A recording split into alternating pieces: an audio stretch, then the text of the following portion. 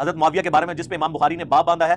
باب ذکر معاویہ، امام بخاری نے. تو ابن حجر اسقلانی اس کانٹیکسٹ میں لکھتے ہیں کہ امام بخاری نے یہاں صحیح بخاری میں حضرت معاویہ سے متعلق باب کے عنوان میں صرف لفظ ذکر معاویہ بیان کیا اور فضیلت یا منقبت جیسے الفاظ ذکر نہیں کیے. امام اسحاق بن راہوے کا قول بھی نقل کیا کہ حضرت معاویہ رضی اللہ تعالیٰ عنہ کی فضیلت میں صحابیت کے سوا کوئی چیز ثابت نہیں. جی وہ میں نے بتا دیا نا، وہ حضرت ابن حجر اسقلانی کہہ رہے ہیں صحابیت کے علاوہ کچھ ثابت نہیں ہے.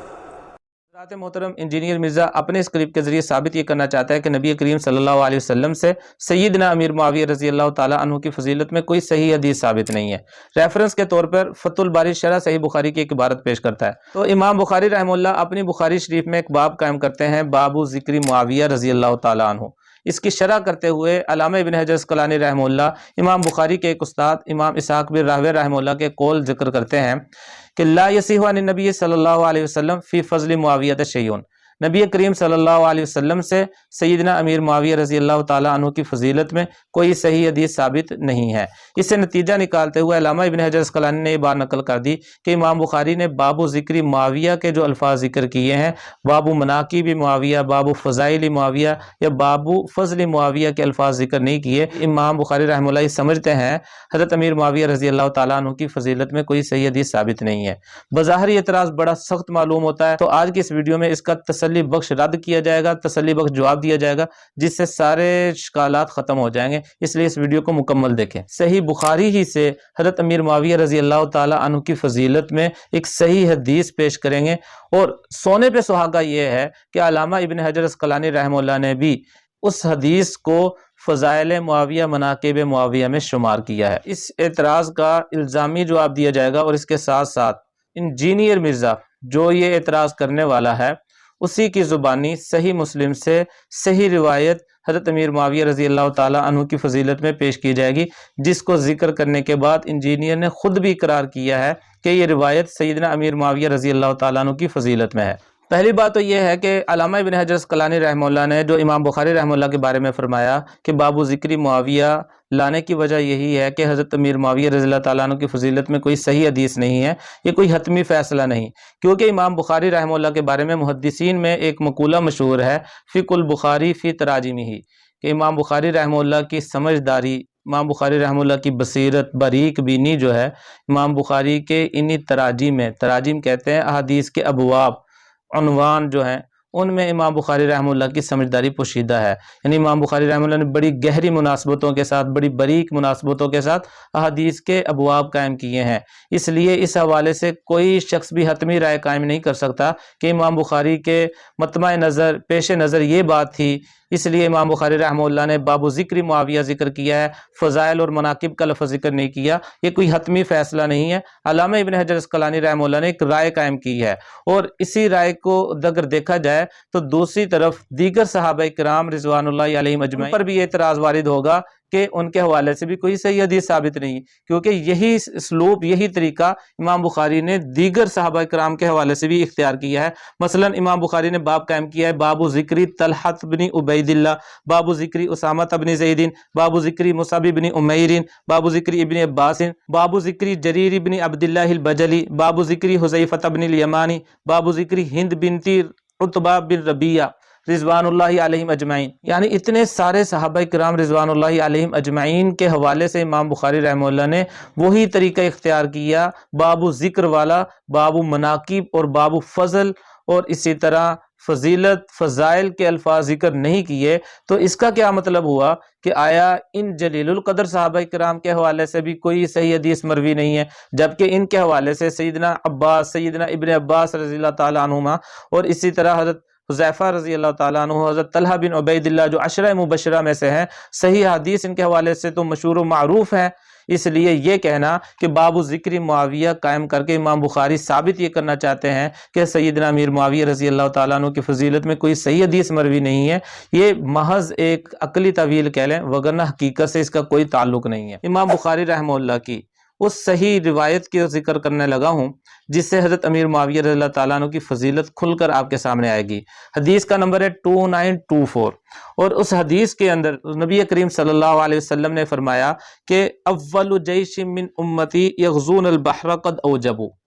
میری اس امت کا سب سے پہلا لشکر جو سمندر میں جا کر غزوہ کرے گا، جہاد کرے گا، قد اوجبو، تحقیق اس نے واجب کر لیا۔ اور اسی کی شرح کرتے ہوئے علامہ ابن حجر اسقلانی رحمہ اللہ فرماتے ہیں قد اوجبو سے مراد ای فعلوا فعلا واجبت لہم بہ الجنہ، یعنی اس لشکر نے ایسا کام کیا جس کی وجہ سے ان کے لیے جنت واجب ہو گئی۔ اس حدیث مبارکہ سے یہ بات معلوم ہوئی کہ پہلا لشکر جس نے سمندری جہاد کیا اس پر جنت واجب ہو گئی، اور پوری امت کے اس بات پر اتفاق ہے کہ اس کے کمانڈر سیدنا امیر معاویہ رضی اللہ تعالیٰ عنہ تھے۔ تو جب پورے لشکر پر جنت واجب ہو گئی تو کمانڈر پر تو سب سے پہلے واجب ہوئی۔ تو اس کی وضاحت کہ سیدنا امیر معاویہ رضی اللہ تعالیٰ عنہ کا لشکر تھا، صحیح بخاری میں بھی موجود ہے، 7002 روایت کا نمبر ہے، اس کے اندر اس کی صراحت ہے کہ سیدنا امیر معاویہ رضی اللہ تعالیٰ عنہ کا وہ لشکر تھا۔ اور سب سے بڑھ کر اس روایت کے حوالے سے علامہ ابن حجر اسقلانی رحمہ اللہ نے فتح الباری میں کیا الفاظ نقل فرمائے، ھذا الحدیث منقبۃ لمعاویہ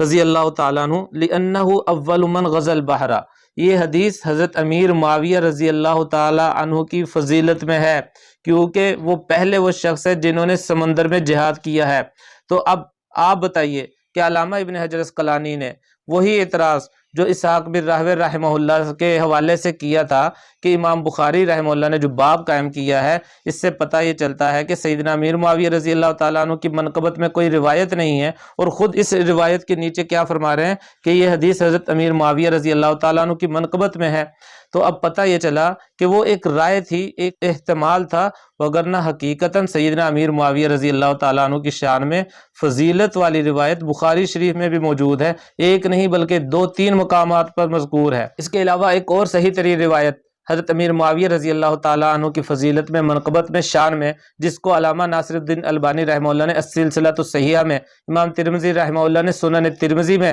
امام احمد بن حنبل رحمہ اللہ نے اپنی مسند احمد بن حنبل میں، اور اسی طرح امام بخاری رحمہ اللہ نے اپنی ایک دوسری تصنیف التاریخ الکبیر میں بھی روایت کیا ہے۔ ان سب کے نمبر میں ادھر مینشن کر دوں گا۔ روایت یہ ہے اللہم اجعلہ ہادیا مہدیا واہدی بہ ولا تعذبہ۔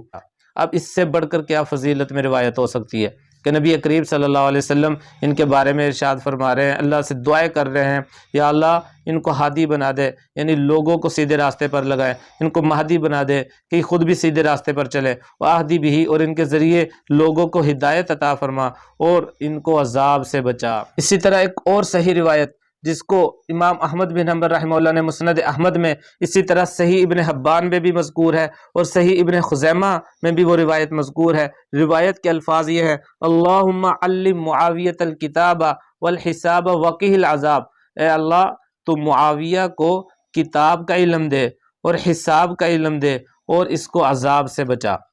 تو یہاں پر بھی نبی پاک صلی اللہ علیہ وسلم نے سیدنا امیر معاویہ رضی اللہ تعالیٰ عنہ کو دعائیں دی ہیں۔ اس کے علاوہ بھی بہت سی صحیح روایات، اور صحیح کے علاوہ حسن درجے کی روایات سیدنا امیر معاویہ رضی اللہ تعالیٰ عنہ کی شان میں مروی ہیں۔ اس لیے سیدنا امیر معاویہ رضی اللہ تعالیٰ عنہ کے بارے میں یہ کہنا کہ ان کے حوالے سے نبی پاک صلی اللہ علیہ وسلم سے کوئی صحیح روایت نہیں ہے، یہ بالکل غلط بات ہے۔ اب انجینئر کی زبانی وہ روایت بھی سنتے جائیں جو خود انجینئر نے صحیح مسلم کے حوالے سے سیدنا امیر معاویہ رضی اللہ تعالیٰ عنہ کی فضیلت میں روایت کی ہے۔ ابو سعید خدری رضی اللہ تعالیٰ عنہ کہتے ہیں کہ ایک دن حضرت معاویہ بن ابی سفیان رضی اللہ تعالیٰ عنہ مسجد میں تشریف لائے تو کچھ صحابہ کرام، کچھ تابعین بیٹھے ہوئے آپس میں گفتگو کر رہے تھے، تو حضرت معاویہ ان کے قریب آئے اور کہا کہ یہاں تم کس لیے بیٹھے ہو؟ تو انہوں نے کہا ہم اللہ کا ذکر کرنے بیٹھے ہیں، اللہ رسول کی باتیں کر رہے ہیں۔ تو حضرت معاویہ نے کہا کہ اللہ کی قسم اٹھا کر کہو کہ تم اسی کام کے لیے بیٹھے ہیں۔ کہا کہ اللہ کی قسم ہم صرف